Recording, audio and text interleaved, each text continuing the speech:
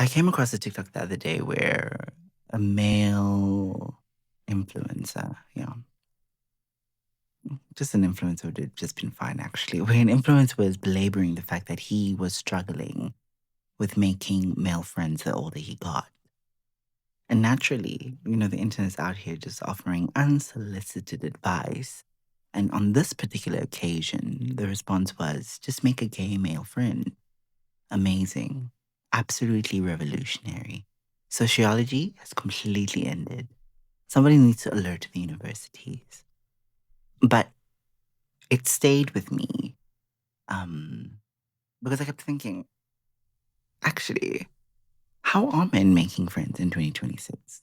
And not networking, not gym nodding, not sending memes every 6 weeks and calling it brotherhood. Actual friendship. The kind where someone knows how you're doing without you having to disguise a breakdown as all good, man. Like, where did the village go? What happens to men when the only people who really know them are their partners and their phones? It's Wednesdays.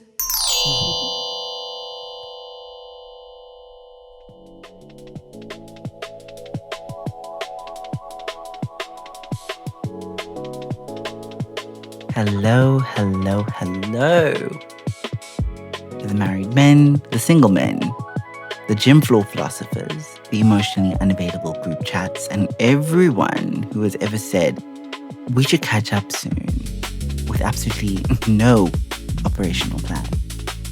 Welcome back to yet another episode of Wednesdays with Woody, where we are interrupting your buddy study Wednesday to bring you a conversation about male friendship, loneliness, and why apparently men were able to build civilizations but can't text I miss you without needing a beer. We're talking about the friendship recession this week, specifically male friendship. The slow, strange disappearance of close connections between men as adulthood gets busier, marriages get more private, work gets more remote, and everyone pretends sending reels counts as intimacy. How exactly are men supposed to keep each other close once school, sport, church, clubs, and proximity disappear? I mean, we hear all the time that men need to open up, which is cute, but a completely useless piece of advice. Almost like a scented candle at a house fire. Like, where exactly are men supposed to open up? In what rooms? With what ritual? Under what permissions? Between which calendar invites? Because if the only socially acceptable male intimacy requires alcohol, sports, work, crisis, or someone dying, then maybe the problem is not only emotional vocabulary, maybe the problem is actually infrastructure. In this episode, we're going to look at the decline of close friendships, why men often underuse the friendships they do have, how marriage can quietly shrink men's social worlds, why women often become the emotional emergency room, and what this all means for gay men who may understand intimacy, but are still not magically exempt from male loneliness. Tragic. We were promised better lighting and healing, I believe. So, without further ado, let's get into it. One of the funniest and saddest things about men is that many of us seem to need an activity to access intimacy.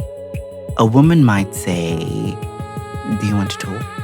A man will say, do you want to go lift? Or let us grab a beer, or come watch the game, or maybe something along the lines of, can you help me move this unnecessary heavy thing from one corner of the garage to the other? And somewhere between the second set, third beer, or deeply avoidant conversation about tires, a feeling might escape. Not too much of a feeling though. Let us not be reckless. Just enough to suggest there may be a person inside the hoodie.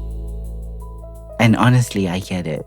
Not every friendship needs two people sitting cross-legged saying, "Name the wound, beloved." Sometimes love can be fixing a shelf, spotting someone on bench press, remembering how someone takes their coffee, and never making it a whole announcement. The problem is not that men bond through activity. The problem is what happens when the activities disappear. As we grow older, we know school ends, sports end, church weekends, neighborhoods thin out, work becomes remote or transactional. People move cities, they get married, they have children, and then suddenly the recurring places where friendship used to happen are gone.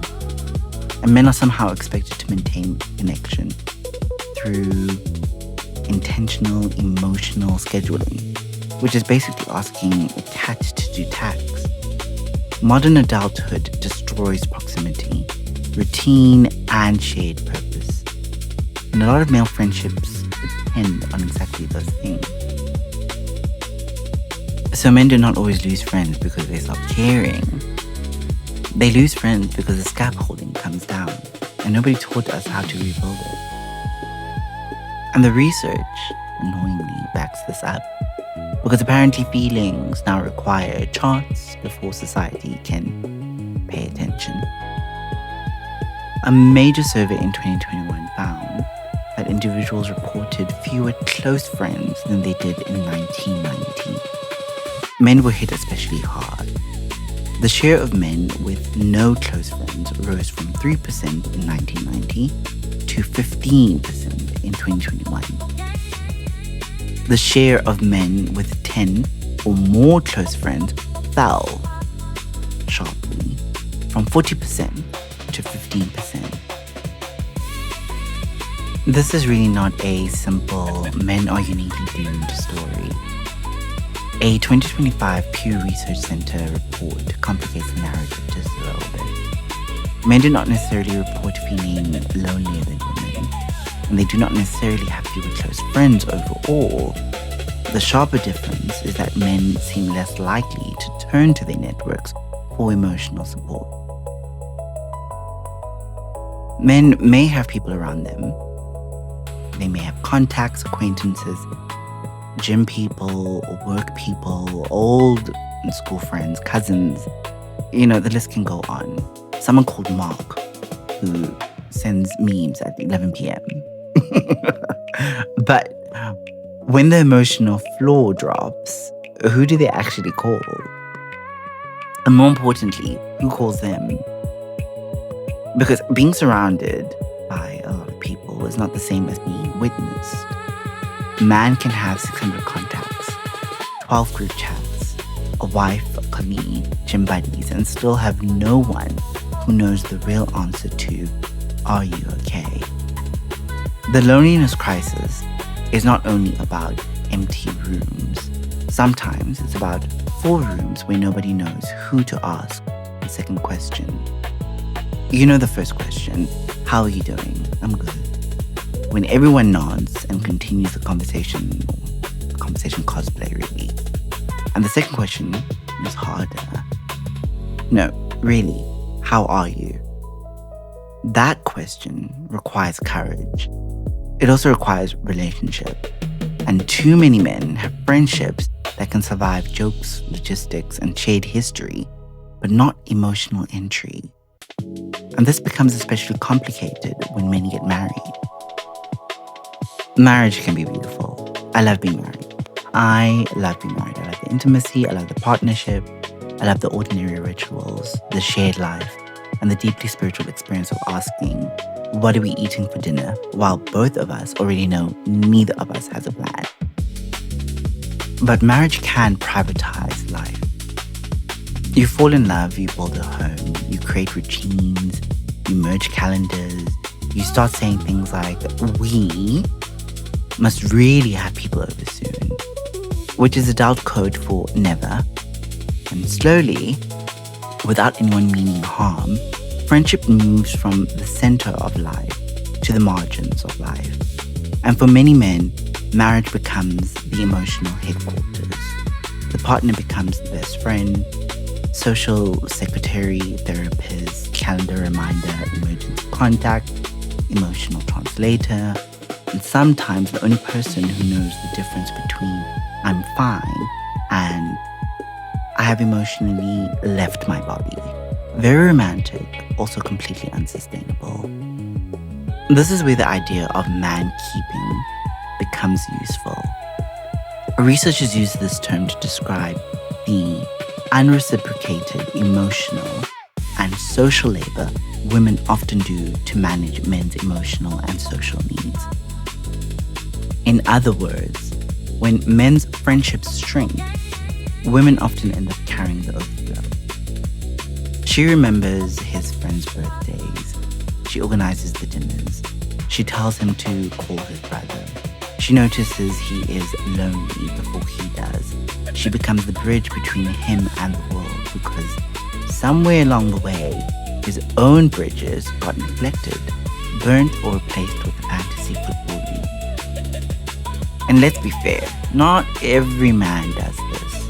Not every woman experiences this. Not every marriage is heterosexual.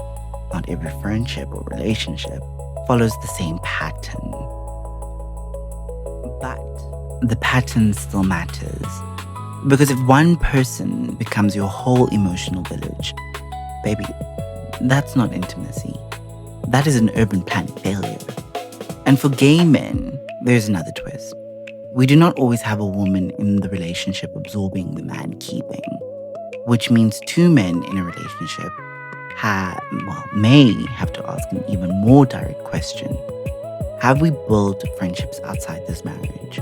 Or have we quietly turned each other into the entire village with just better bedding? A rude question, but a necessary question nevertheless.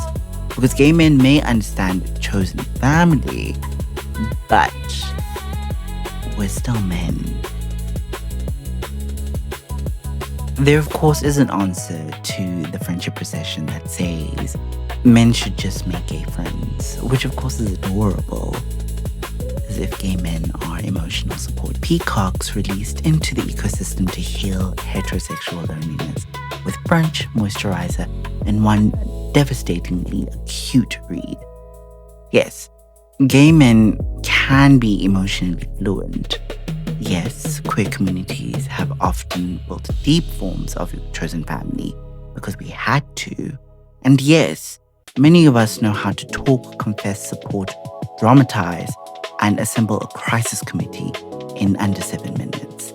But gay men are not magically free from male socialization. We can also be avoidant, competitive, image conscious, sexually fluent but emotionally terrified, surrounded by people but still lonely. We can know how to flirt before we know how to ask for help. We can be brilliant at desire and strangely underdeveloped at friendship. Because queer men often learn intimacy through survival, through secrecy, through nightlife, through apps, through chosen family, through sex, through shared danger, through being seen by people who understand the parts of us the wider world punish. That can create deep connection, yes.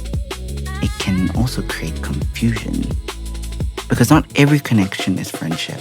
Not every flirtation is intimacy. Not every group chat is community. Not every brunch table knows what to do with grief. And not every gay man who looks socially full feels emotionally held. Gay men may have more permission to be expressive than straight men in some contexts. But permission is not the same as practice. You still have to build the muscle. You still have to check in. You still have to say, I need you, without turning it into a joke so quickly that nobody can respond. And honestly, that's the hard part. Because friendship between two men often needs a new script. Not the old script of jokes, silence, and crisis. Not the fantasy that our partners should be everything. Not the weird little masculinity contract that says closeness is fine as long as nobody names it. But a better script. Maybe one that sounds a little bit like, I thought of you, I miss you, are you free this week? No, really, how are you? How about, I'm not doing great, can we walk, can we talk? Can we not make this weird? Because it will be weird, by the way, at first. Men attempting emotional intimacy can sound like two Bluetooth devices failing to pair, but keep going. The software update is eventual. Poor social connection is associated with higher risks of premature death, heart disease, strokes, anxiety, depression, and dementia. So no, friendship is not optional. It's not a little extra nice to have. It's very much built into the infrastructure of who we are as human beings. And it's what men are losing. Not just friendship, but infrastructure. The friend who notices when you go quiet. The person who gets you out of the house. The man who has known you long enough to detect the lie in, I'm all good. The group chat that meets every week without needing a crisis as an excuse. The person who knows that your marriage is struggling. Your work is killing you. Your father's death changed you. Your body feels foreign. Your joy has gone missing. Without that, men become under witness. Not unseen exactly. Many men are seen at work, at home, online, at the gym, in their roles: husband, father, provider, boss, friend, funny guy, the reliable one, the strong one, the one who never makes things awkward. But being witnessed is different. Being witnessed means someone knows the inside of the role. Someone sees the strain behind the performance. Someone knows when the strong one is tired. And when men are under witness, the pressure has to go somewhere. Into marriages, into anger, into silence, into work, into alcohol, into the body, into that haunted little phrase, I'm fine. And I'm fine has done enormous damage as a civilization strategy. Truly, I think that we just need to retire it. Give it a pension. It has served us very poorly. A male friendship is not disappearing because men stop caring. Maybe it's disappearing because modern life removed the rituals, the spaces and permissions that helped men stay emotionally connected without having to announce vulnerability like a press release. For a lot of men, connection works best when it is repeated. Ordinary and side by side. The weekly run, gym session, the standing coffee, the Sunday walk, the 5-minute voice note, the monthly dinner, the same time next week arrangement that saves everyone from the horror of constantly initiating. Men do not need to open up. They need places where opening up can happen naturally. They need repetition, a rhythm. Friendships that are not dependent on crisis. Permissions to care or permission to care without making caring feel like a performance of emotional entitlement. Nobody needs a man saying, I am now accessing vulnerability. Men do not only need to open up, they need places where opening up can happen naturally. They need repetition, rhythm, friendships that are not dependent on a crisis, permission to care without making caring feel like a performance of emotional entitlement. Nobody needs a man saying, I am now accessing vulnerability. Just text the friend, make the plan, ask the second question. And if you're married, do not make your partner the entire village. Love them enough to have other people. Love them enough to not turn them into the only container for every fear, thought, wound, joke, anxiety, an existential admin item that passes through your head. And if you're gay, do not assume queerness automatically solved this. Chosen family is not something we invoke for aesthetic reasons. It has to be maintained. Friendship is not a vibe. It is a practice. Very annoying, much like skincare. The results obviously are dependent on consistency. So, what do we do this week? Besides sending this episode to 3 emotionally suspicious men and hoping for reform, maybe we should start small. Pick one man in your life and move the friendship 1 inch deeper. Not a grand confession. Not, bro, I've realized modern masculinity has wounded my capacity for intimacy. Please do not open with that line unless your friend has snacks and time. But just 1 inch. Just thinking of you. Let us walk this week. How are you actually?